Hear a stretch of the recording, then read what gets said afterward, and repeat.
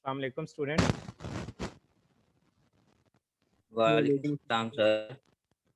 Attendance ले लेते हैं, उसके बाद फिर बाकी बातें बाद में करते हैं। मैं तो वेट करता रहा कि शायद स्टूडेंट पूरे हों, लेकिन अब भी कम है शायद। Abdurrahman,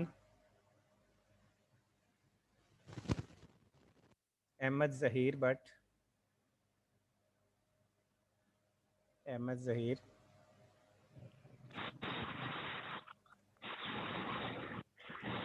Ali Abdulsalam, present. अम्मार उबैद, नम Abdul Ghani, Present, sir. Asad Aurangzeb, present sir.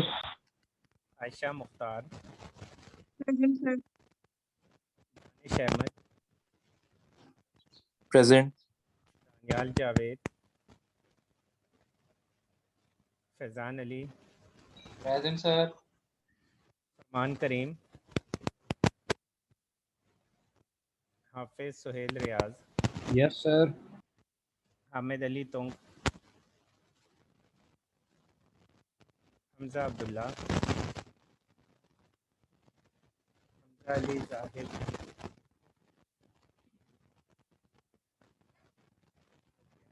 Hamza Farooq,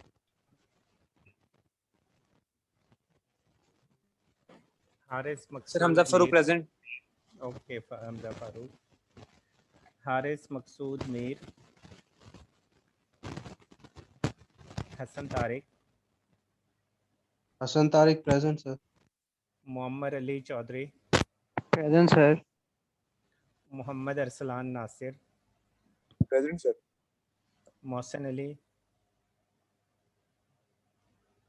Mohammad Hasnain, Present, Mohammad sir. Afaq Nasir,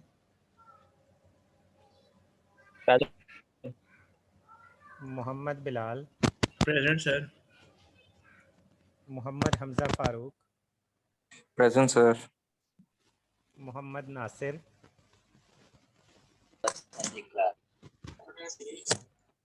Mohammad Umair Naseer,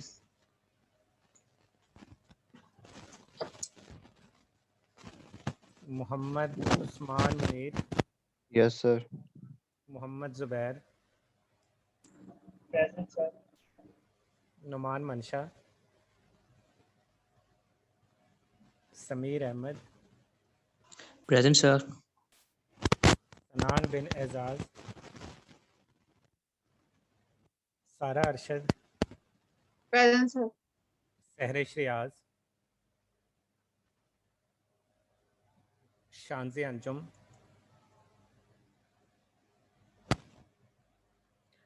Shayan Abdurrauf, Syed Nade Ali, sir. Umair present sir. Umair Malik, Usama Shafiq, Waseem, Zainul Hassan खोकर,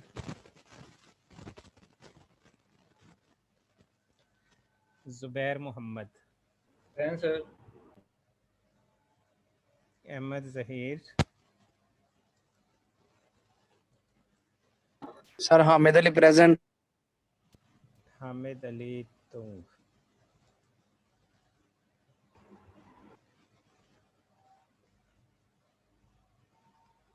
क्या हामिद अली आपकी अटेंडेंस भी लगाती है?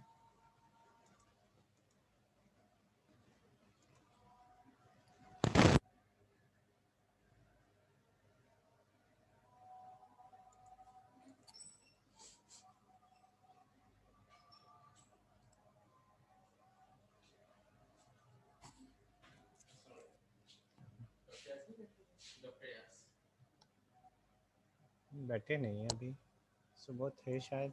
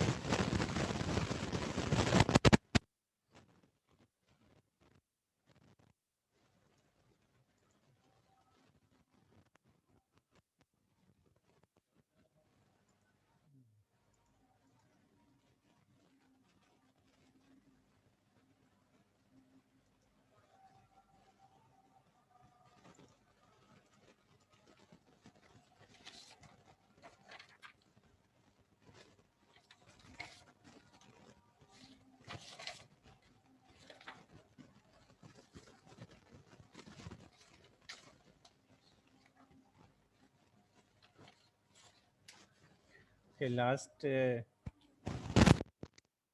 न्यूमेरिकल इंटीग्रेशन नेक्स्ट टॉपिक जो कि न्यूमेरिकल डिफरेंशिएशन हम कर रहे हैं। आज हम न्यूमेरिकल इंटीग्रेशन स्टार्ट करेंगे।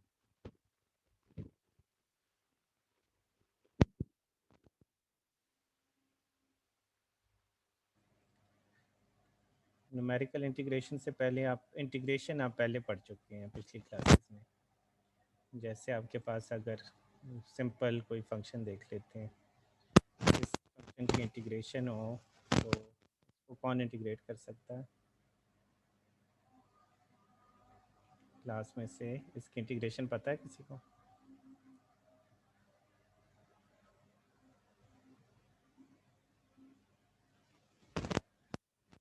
मैथ सर वॉइस काफी स्लो है, काइंडली थोड़ा सा ना। ये नेट का शायद कोई इशू है या माइक का है कोई मसला, कभी कभार हो जाता है। ये एक फंक्शन है, इसकी इंटीग्रेशन आप मुझे बता सकते हैं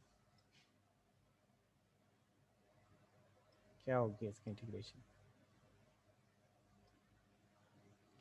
अच्छा, इसकी इंटीग्रेशन होती है n+1 divide by n+1 plus constant of integration. सारा अरशद? सर अब आपने लिख दिया, ये बताने लगी थी। अच्छा, अगर ये x² dx हो तो ये क्या होगा? x इंटू 2+1 और 2+1। ये यानी x³ और 3+c। Yes, sir. अच्छा, ये बिल्कुल बेसिक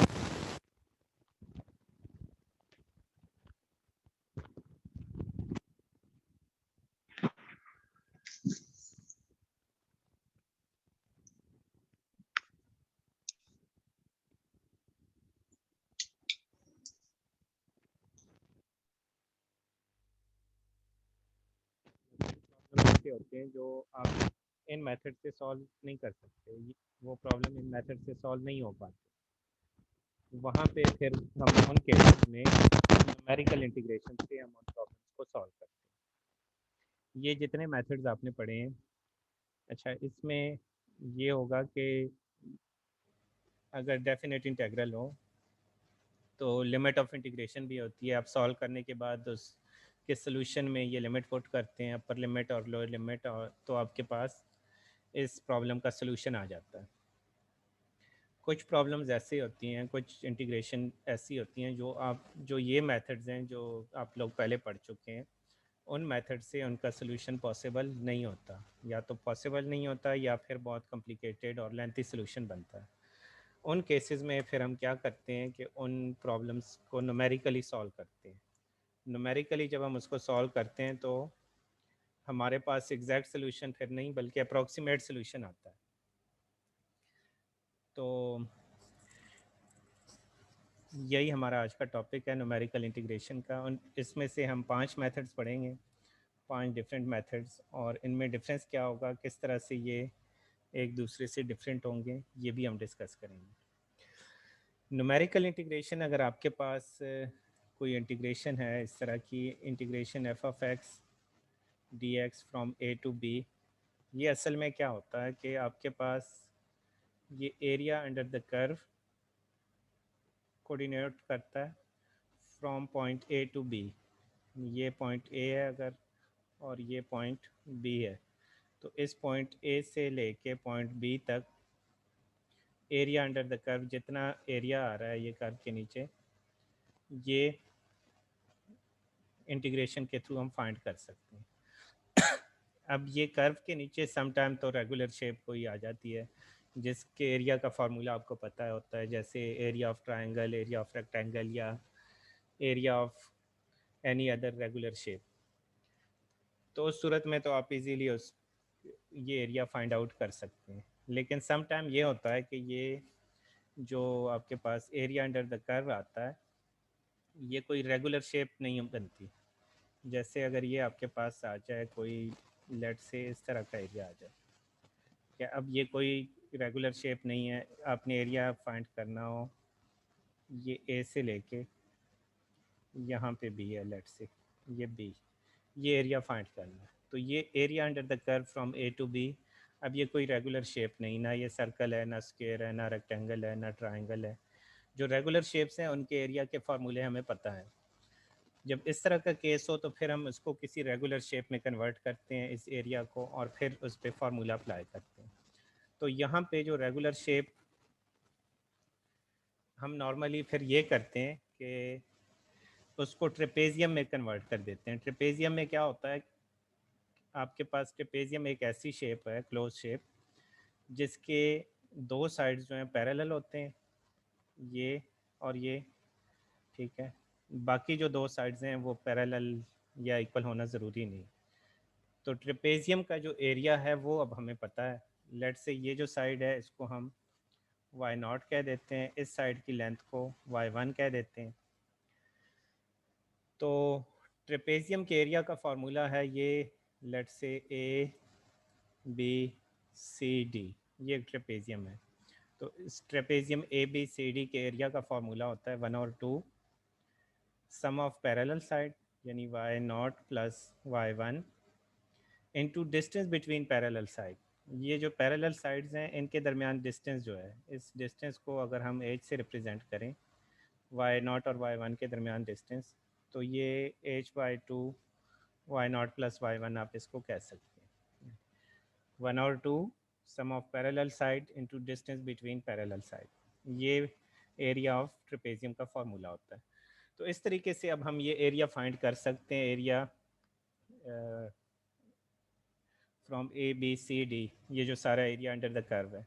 लेकिन इसमें भी आप यहाँ पे देख सकते हैं कि ये एरिया तो हम फाइंड कर लेंगे जो इस trapezium A B C D में है। ये कुछ एरिया यहाँ पे फिर भी बच जाता है जो कि इस ट्रेपेजियम में नहीं आता। ये जो एरिया है जो इस ट्रेपेजियम में नहीं आ पा रहा, अब ये एरिया जब हम फाइंड करेंगे तो ये जो पोर्शन है ये उसका एरर कहलाता है। अब हमारी कोशिश ये होती है कि ये एरर को हम या ख़त्म करें या इसको कम से कम रखें। इस एरर को कम कैसे कर सकते हैं? कम करने के लिए ये है कि जो ये सेम जो प्रॉब्लम थी, जो एरिया अंडर द कर्व था, उसको एक की बजाय अगर हम दो ट्रेपेजियम में डिवाइड करें, वही सेम एरिया हो लेकिन एक की बजाय उसको अगर हम दो ट्रेपेजियम में डिवाइड करें तो जो एरर है वो काफ़ी हद तक कम हो जाएगा। ये कुछ इस तरह की सिचुएशन बन जाएगी फिर।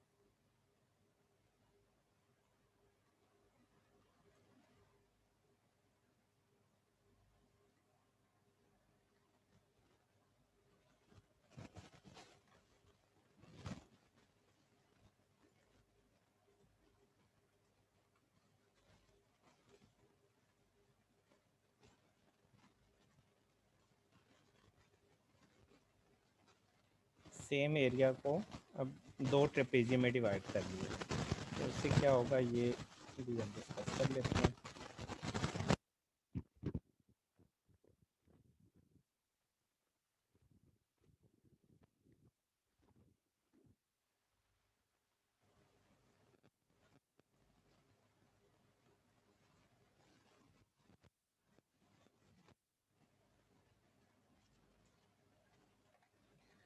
ओके, यहाँ पे देख लें, जब एक ट्रेपेजियम था तो ये एरर जो है ये काफ़ी ज़्यादा है। एरर, ये एरर बताया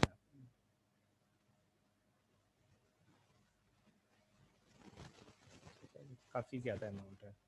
इसी एरिया को जब हमने दो ट्रेपेजियम में कन्वर्ट किया, दो ट्रेपेजियम में डिवाइड किया, तो जो एरर है ये आप देख सकते हैं काफ़ी हद तक अब कम हो गया। अब ये एरर बच गया। अच्छा, अब ये एक ट्रेपेजियम है, ये दूसरी ट्रेपेजियम है। दोबारा से इस पे एरिया ऑफ ट्रेपेजियम का फार्मूला अप्लाई करें, इस ट्रेपेजियम का एरिया अलग से फाइंड करें, इसका भी एरिया फाइंड करें, दोनों को ऐड कर दें, तो अब एरिया हमारे पास ये फार्मूला बन रहा है। इसी वही एरिया है, वही कर्व है, लेकिन अब इसमें एरर कम हो गया है। तो इस एरर को मज़ीद कम करने के लिए हम ये करते हैं कि इस ट्रेपेजियम इसी एरिया को हम 2 की बजाय 3, 4, 10 ट्रेपेजियम में अगर डिवाइड कर दें, जितने ज़्यादा ट्रेपेजियम में इस एरिया को डिवाइड करेंगे उतना ही ये एरर कम से कम होता जाएगा। ठीक है, तो इसको अगर हम n ट्रेपेजियम में डिवाइड करते हैं तो इसके एरिया का फार्मूला और उन सारे ट्रेपेजियम के एरियाज़ को ऐड कर लें तो हमारे पास ये फार्मूला बन जाएगा। Integral a to b f of x dx is equals to h by 2 y naught plus 2 y1 plus y2 up to yn minus 1 plus yn। ये जो फार्मूला है इसको ट्रेपेजाइडल रूल कहते हैं। ठीक हो गया। अच्छा, इसमें ये y0, y1, y2, y3, yn ये वैल्यूज़ कहाँ से आएंगी आपके पास सारा अर्शद? सर आप एरिया अंडर द कर्व बात कर रहे हैं और फिर आप ये ट्रेपेजियम की भी बात कर रहे हैं। Area under the curve I think so different thing and trapezium diagram को डिफरेंट होती है चीज। ये दोनों एक दूसरे से रिलेट करते हैं। ये एक ही चीज़ है, ये एरिया अंडर द कर्व। अब डायरेक्टली तो हम फाइंड नहीं कर सकते ना, उसके लिए हमने उसी एरिया को एक ट्रेपेजियम की शक्ल में ट्रेपेजियम में डिवाइड किया। पहले एक ट्रेपेजियम था, इसी एरिया को एक ट्रेपेजियम से डिनोट किया तो वो ये फार्मूला बन रहा था। और उसी एरिया को जब हमने 2 ट्रेपेजियम में डिवाइड किया है, एरिया वही है, सिर्फ उसको 2 ट्रेपेजियम बना दिए उस एरिया के अंडर द कर्व जो एरिया था उसके 2 ट्रेपेजियम बना दिए। तो इसका फ़ायदा ये हुआ कि एरर कम हो गया हमारे पास। अब 2 की बजाय अगर हम इसके n ट्रेपेजियम बना दें, n जितने पॉसिबल इजीली बन सकते हैं, वो 5 हो सकते हैं, 10 हो सकते हैं, 20 हो सकते हैं, 50 हो सकते हैं, जितने इजीली उसके ट्रेपेजियम बन सकते हैं तो एरर उतना कम होता जाएगा। तो n ट्रेपेजियम के लिए ये उसका फार्मूला ये होगा। ठीक है, n ट्रेपेजियम बना दिए, फॉर एग्जांपल आपने 10 ट्रेपेजियम बना दिए, हर ट्रेपेजियम का अलग अलग से एरिया फाइंड करके सबको ऐड कर दें तो ये उसका जनरल फार्मूला बन जाएगा। अच्छा, अब इसमें y0, yn, y1, y2, y3 ये वैल्यूज़ क्या हैं, कहाँ से आएंगी हमारे पास? उसके लिए ये है कि आपको एक फंक्शन गिवन होता है जिसको आपने इंटीग्रेट करना है, जैसे f of x dx from a to b, ये फंक्शन है। लेट से फंक्शन आपके पास कुछ इस तरह का है, 1 और x5 माइनस 1 dx, ये लिमिट है 0 to 1 और एज की वैल्यू है लेट से 0.2। ठीक है, ये वैल्यू आपको गिवन होगी, एज गिवन होगा, या फिर ये एज आप फाइंड करते हैं, एज इक्वल होता है b minus a divide by n, where n is number of trapezium. ठीक है, ये जो n है, ये n, ये नंबर ऑफ ट्रेपेजियम को डिनोट करता है। अगर एज गिवन ना हो तो आप यहाँ से फाइंड कर सकते हैं। तो यहाँ पे एज गिवन है 0.2 है। अच्छा, अब ये फंक्शन है हमें 1 और ये गिवन है, यानी y है 1 और x5 माइनस 1। तो यहाँ पे 0 से हमने स्टार्ट करना है, x की जगह 0 पुट करें यहाँ पे तो y की वैल्यू आपके पास आ जाएगी -1। अगली वैल्यू क्या पुट करनी है, 0 में 0.2 ऐड करें तो 0.2 अब पुट करना है, इस पे y की वैल्यू फाइंड करनी है, फिर 0.4 करना है, फिर 0.6 करना है, अप टू 1 तक जाना है आपने। ठीक है, ये जो अपर लिमिट है, तो ये आपके पास y की वैल्यूज़ आती जाएंगी, डिफरेंट वैल्यूज़ आएंगी। तो y की जो पहली वैल्यू है, ये वाली वैल्यू, ये y0 है, ये वैल्यू y1 है, ये वैल्यू y2, इसी तरह आखिरी जो वैल्यू होगी ये yn होगी। तो yn y10 भी हो सकती है, y20 भी हो सकती है, y50 भी हो सकती है, जितनी भी वैल्यूज़ हैं। तो ये y की वैल्यूज़ यहाँ से आपके पास आ जाएंगी।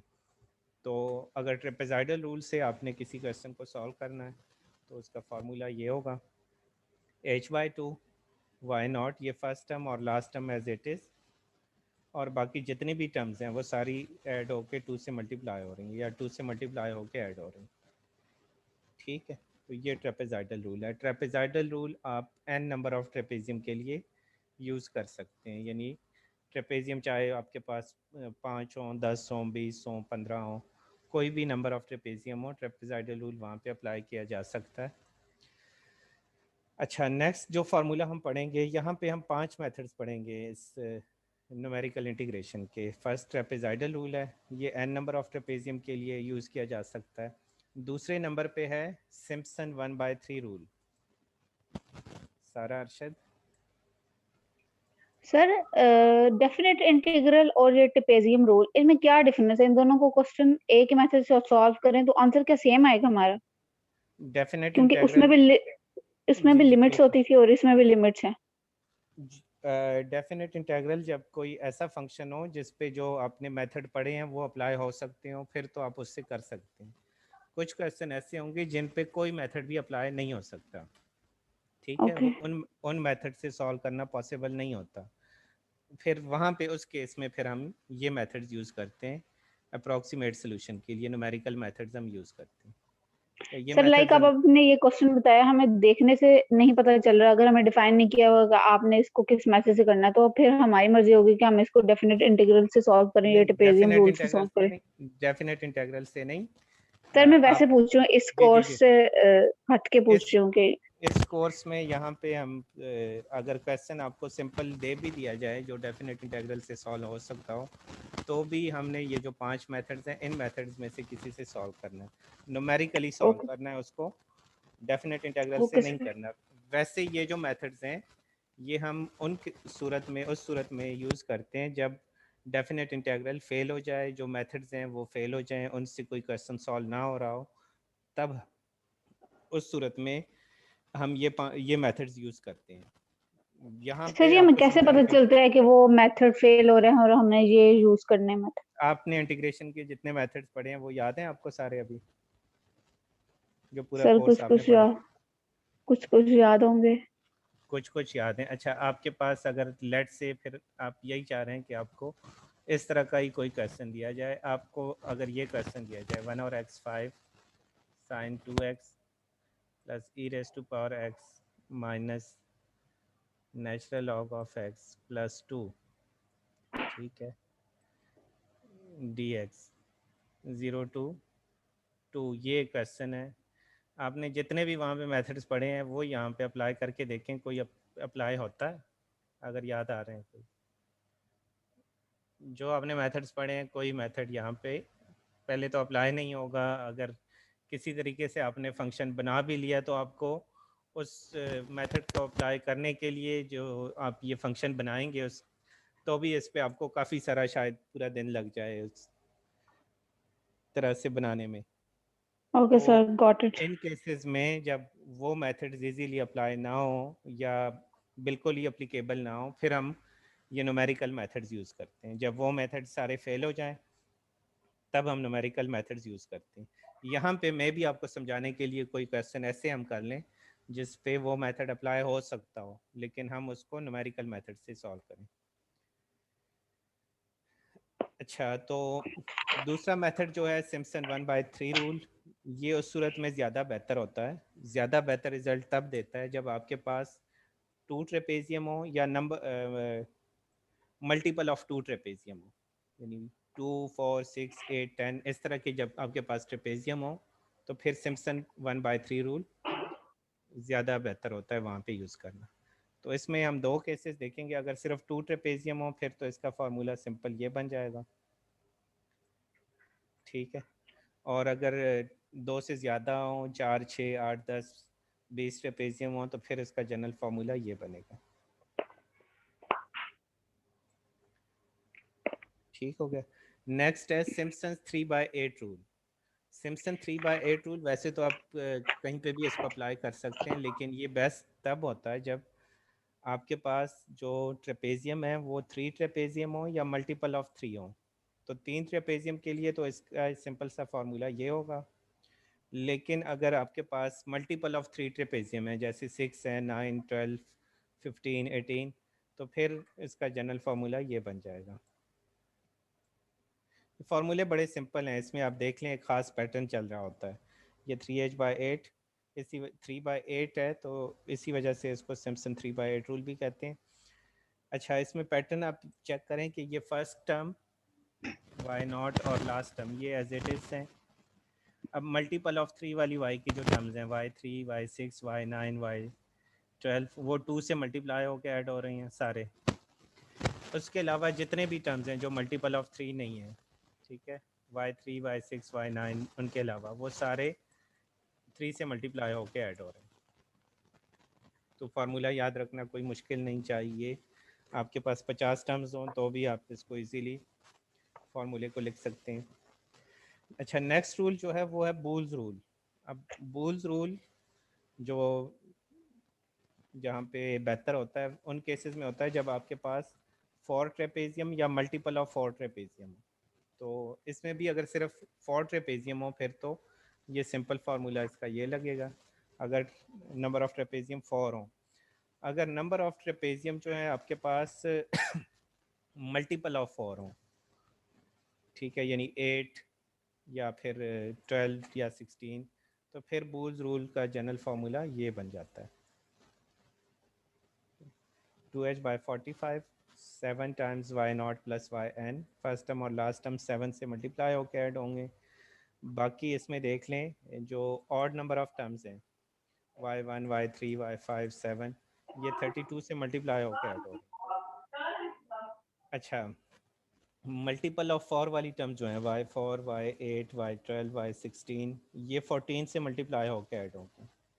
और उसके अलावा जो इवन टर्म्स हैं अदर देन मल्टीपल ऑफ 4, ठीक है, जो 4 पे डिवाइड नहीं होती, जैसे y2 y6 y10 y14, ये 12 से मल्टीप्लाई होकर ऐड हो रहे हैं। तो ये बूल्स रूल का जनरल फार्मूला। इसी तरह जो 5th रूल है वो है वेडल्स रूल। वेडल्स रूल कब इसका यूज़ बेहतर होता है? जब आपके पास 6 ट्रेपेजियम हो या मल्टीपल ऑफ 6 ट्रेपेजियम हो। तो अगर हमारे पास नंबर ऑफ ट्रेपेजियम 6 हो तो फिर तो ये फार्मूला हम यूज़ कर सकते हैं 3h/10 y0 plus 5y1 plus y2 plus 6y3 plus y4 plus 5y5 plus y6। अगर जो ट्रेपेजियम है नंबर ऑफ ट्रेपेजियम 6 हो, अगर ट्रेपेजियम मल्टीपल ऑफ 6 हो, फिर हम इसका भी जनरल फार्मूला यूज़ करते हैं जो कि ये ब्लू में जो लिखा हुआ है ये वाला। अच्छा, इसमें क्या है, उसी फार्मूले की एक्सटेंशन है। जैसे y0 है तो अब नेक्स्ट टर्म इसमें है y6, फिर उसी तरह नेक्स्ट टर्म जो है वो 5 से मल्टीप्लाई हो रहा है 5y7 प्लस y8, अगली term as it is. Next term 6 से मल्टीप्लाई हो रहा है 6y9, अगली term as it is y10, फिर नेक्स्ट टर्म 5 से मल्टीप्लाई हो रहा है 5y11 और next term as it is y12। अगर 12 ट्रेपेजियम है, अगर इससे भी ज़्यादा है तो आप इसको मज़ीद एक्सटेंड कर सकते हैं। ये first term as it is, next term 5 से मल्टीप्लाई हो रही है, फिर एज इट इज़, फिर 6 से मल्टीप्लाई हो रहा है, फिर एज इट इज़, फिर 7 से मल्टीप्लाई और फिर एज इट इज़। इसको आप मज़ीद भी एक्सटेंड कर सकते हैं। बड़ा सिंपल सा इसका फार्मूला। अच्छा, ये तो हो गया ये 5 रूल्स के इनके फार्मूले क्या हैं। अब देख लेते हैं कि हम इनको इनको यूज़ कैसे करते हैं। इनका यूज़ भी चेक कर लेते हैं।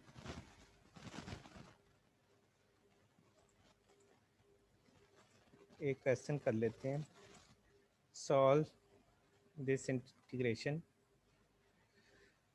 Integral 0 to 10 dx over 1 plus x by using trapezoidal rule, Simpson 1/3 rule, Simpson 3/8 rule और Wedel's rule। इन 4 रूल्स को यूज़ करते हुए इस क्वेश्चन को सॉल्व करना है। अच्छा, इसमें एज गिवन होगा हमें क्वेश्चन में, let's say x is 1 in this question, ठीक है। तो अब सबसे पहले हमने ये करना है कि y की वैल्यूज़ फाइंड करनी है।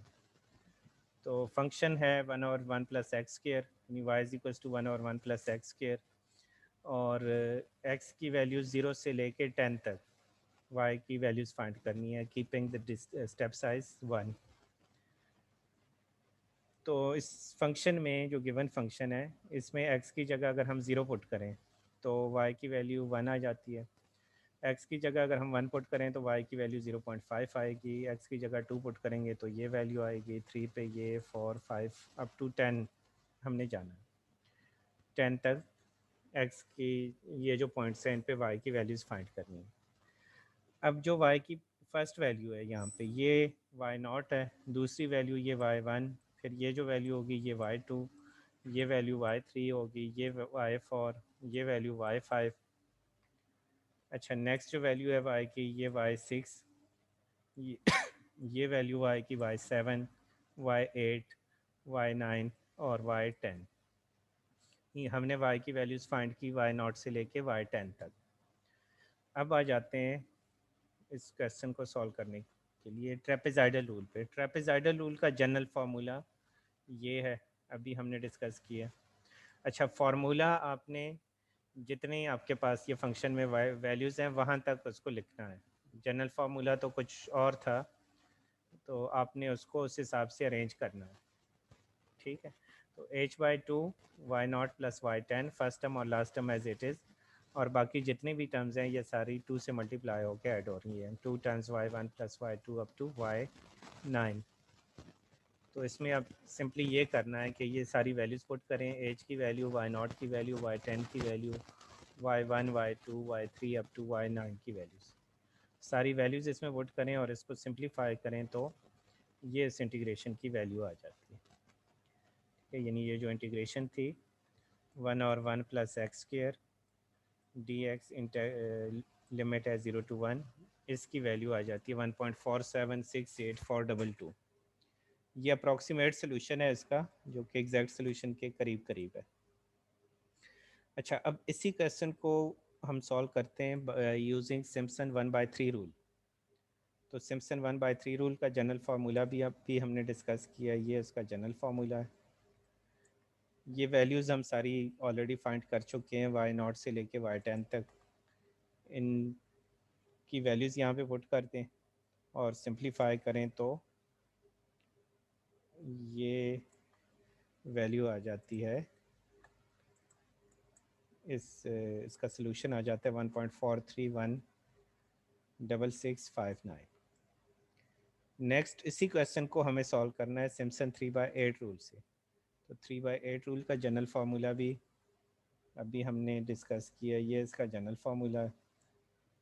इसमें वैल्यूज़ पुट करें y0 से लेके y10 तक और h की वैल्यू, और इसको सिंप्लीफाई करें तो ये इसका सलूशन आ जाता है, ठीक है। आप डिफरेंस इसमें देख लें कि कोई बहुत हैवी डिफरेंस नहीं होगा, इन सारे मेथड्स के दरमियान मामूली सा डिफरेंस होगा। अच्छा अब इसी क्वेश्चन को वेडल्स रूल से अगर हम सॉल्व करें, वेडल्स रूल का जनरल फार्मूला ये है, इसमें y0 से लेके y10 तक और h की वैल्यू पुट करें और इसको कैलकुलेट करें तो सलूशन इसका ये आता है, ठीक है। अब यहाँ पे इनके सलूशन देख लें, 1.4410, 1.4198, 1.4316, 1.4768। तो 1.4 जो है वो एटलीस्ट सब में कॉमन आ रहा है, बाकी थोड़ा बहुत डिफरेंस है, वेरी कर रहे हैं जो ये मेथड्स हैं। अच्छा इसी क्वेश्चन का अगर हम एग्जैक्ट सलूशन फाइंड करें, ठीक है, ये सिंपल सा क्वेश्चन है, ये इसका एग्जैक्ट सलूशन 1 और 1 प्लस एक्स स्क्र, इसकी इंटीग्रेशन होती है tan इनवर्स x। इसमें लिमिट पुट करें, अपर लिमिट और लोअर लिमिट की वैल्यू, और इसको सॉल्व करें तो एग्जैक्ट सलूशन इसका आता है 1.4711277। ये इस प्रॉब्लम का एग्जैक्ट सलूशन है। यहाँ पे आप देख लें कि ये 2 स्टेप सलूशन है, लेकिन हम जिन प्रॉब्लम्स का एग्जैक्ट सलूशन पॉसिबल है वहाँ पे हम ये मेथड्स अप्लाई नहीं करते, ये हम वहाँ पे अप्लाई करते हैं नॉर्मली जहाँ पे एग्जैक्ट सलूशन पॉसिबल ना हो। ये सिर्फ कंपैरिजन के लिए हमने ये प्रॉब्लम किया है ताकि हम इसको कंपेयर भी कर सकें, आप देख सकें कि जो सलूशन है ये जो मेथड्स हैं ये एग्जैक्ट सलूशन के कितने करीब करीब हैं। तो 1.4711 ये इसका एग्जैक्ट सलूशन है। यहाँ से आप देख लें कि हमारे पास जो ये वैल्यू है 1.47, ये तकरीबन उस एग्जैक्ट सलूशन के करीब है। 1.47 पॉइंट के बाद भी 2 डेसिमल प्लेसेस तक ये उस सलूशन से मिल रहा है। बाकी भी आप देखें 1.4 तो सब में ही कॉमन आ रहा है, ठीक है। तो ये सारे जो सलूशन है एग्जैक्ट सलूशन के करीब करीब हैं। तो ये जो मेथड्स हैं ये बड़े जो इनके रिज़ल्ट हैं बड़े अच्छे रिज़ल्ट्स हैं। ये नहीं है कि एग्जैक्ट सोल्यूशन से आपको बहुत दूर ले जाते हैं, एग्जैक्ट सोल्यूशन के करीब करीब इनकी सॉल्यूशंस हैं, लेकिन चूंकि अप्रॉक्सीमेट मेथड हैं तो बिल्कुल एग्जैक्ट वैल्यू तो ये नहीं देते। अच्छा, ये आज का हमारा टॉपिक है। इसमें अगर कोई क्वेश्चन है, किसी पॉइंट की नहीं समझ आई तो वो आप पूछ सकते हैं।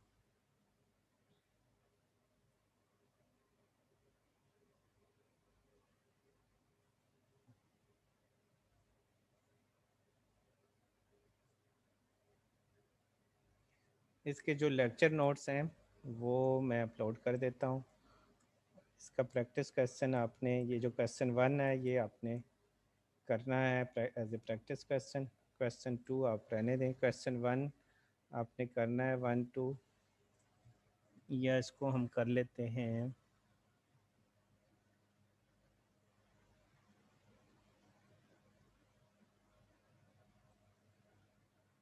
0 2 3, और स्टेप साइज़ यहाँ पे हम क्या रखें, स्टेप साइज़ रख लेते हैं 0.3। ठीक है, और इस क्वेश्चन को आपने सॉल्व करना है by using all 5 methods. Solve this question by using all 5 methods. Number 1। Number 2, आप इसका एग्जैक्ट सोल्यूशन भी फाइंड कर सकते हैं। Also find its exact solution.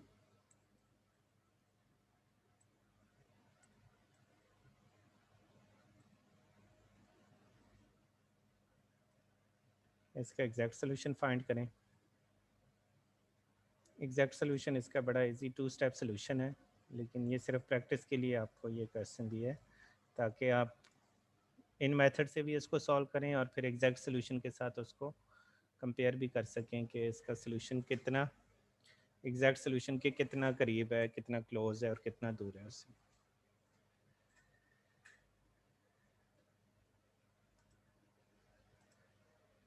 जी सारा अरशद। सर इसमें हमारे ट्रिग्नोमेट्रिक फंक्शंस भी और हाइपरबोलिक फंक्शंस भी आ सकते हैं और एक्सपोनेंशियल फंक्शंस भी आ सकते हैं। हाँ, कोई भी आ सकता है, आने को तो कोई भी आ सकता है, बिल्कुल। सर अब हमें पेपर में ये क्विज वगैरह में इसकी हाइपरबोलिक या इनवर्स वाले फंक्शंस तो नहीं देंगे? हाइपरबोलिक या अगर इस तरह का कोई होता भी है तो भी आपने उन मेथड से तो नहीं सॉल्व करना, फिर वहाँ पे एग्जैक्ट सोल्यूशन मैं नहीं दूंगा। अगर पेपर में कोई इस तरह ट्रिग्नोमेट्रिक या हाइपरबोलिक फंक्शन हो तो उसका एग्जैक्ट सोल्यूशन आपने नहीं फाइंड करना होगा, बल्कि आपसे सिर्फ ये कहा जाएगा कि आप उसका अप्रॉक्सीमेट सोल्यूशन फाइंड करें by using all these 5 methods और सम ऑफ दीज मेथड्स। ओके। ठीक है, तो वो आप जैसे यहाँ पे अब फंक्शन, जब आप y की वैल्यू फाइंड करेंगे तो आपके पास फंक्शन ये है, अब y is equals to x cube minus 2x square plus 7x minus 5। तो इसमें आपने 0 पुट करना है, आपके पास y की वैल्यू आ जाएगी। फिर 0 पॉइंट अगली वैल्यू आपने कौन सी फाइंड करनी है, ये x और y 0 पुट करें, फिर अगली वैल्यू 0.3, फिर 0.6, फिर 0.9 अप टू 3 तक आपने जाना है। ठीक है, तो ये y की वैल्यू ये y0 होगी, फिर ये y1 होगी अप टू yn, ये वैल्यूज़ आप फाइंड करेंगे। तो इस अगर यहाँ पे कोई ट्रिग्नोमेट्रिक या हाइपरबोलिक फंक्शन भी है तो कैलकुलेटर से आपने ये टेबल जस्ट फाइंड करना है, फिर उनका कोई फार्मूले का कोई यूज़ वगैरह नहीं है इसमें। ठीक है, जो आपने पहले वो फार्मूले पढ़े हैं ट्रिग्नोमेट्रिक या हाइपरबोलिक के, वो आपको याद रखने की ज़रूरत नहीं है।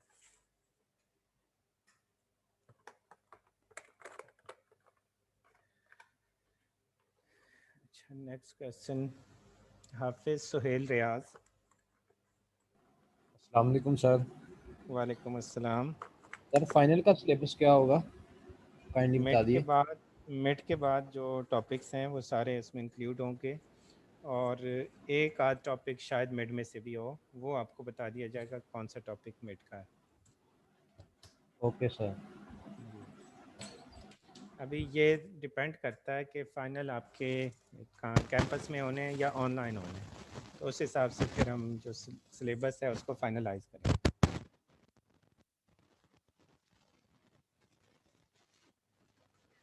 अच्छा, अब नेक्स्ट आपने ये करना है कि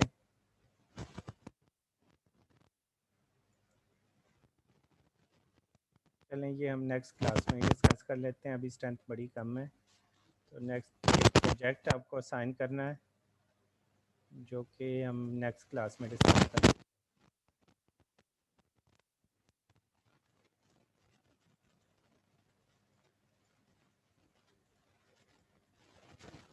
फ़िलहाल इस टॉपिक से रिलेटेड अगर कोई क्वेश्चन है तो आप क्वेश्चन करें, नहीं तो ये प्रैक्टिस क्वेश्चन आप सॉल्व करें।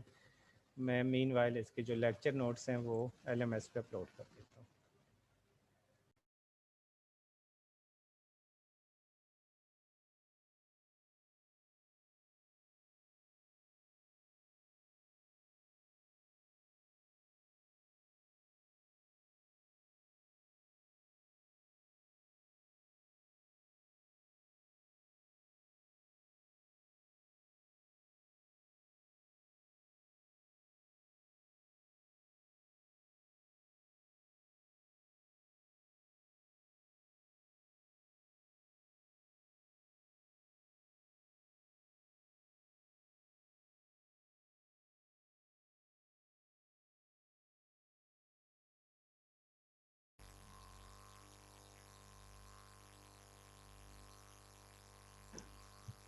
अस्सलाम वालेकुम सर। सर जी मेरी अटेंडेंस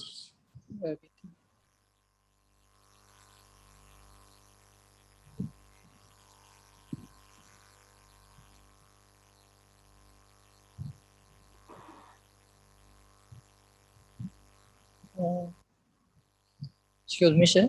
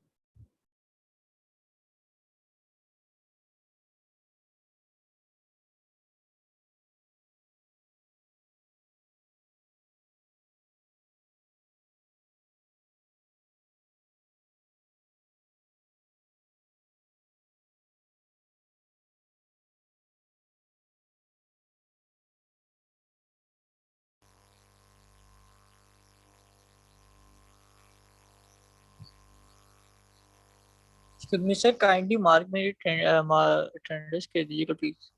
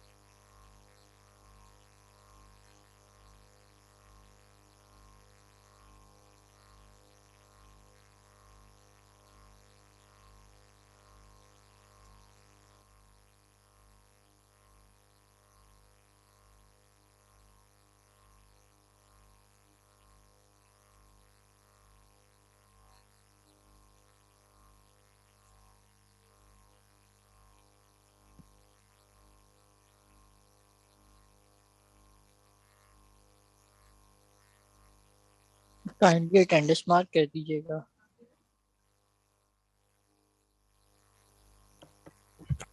वालेकुम सर।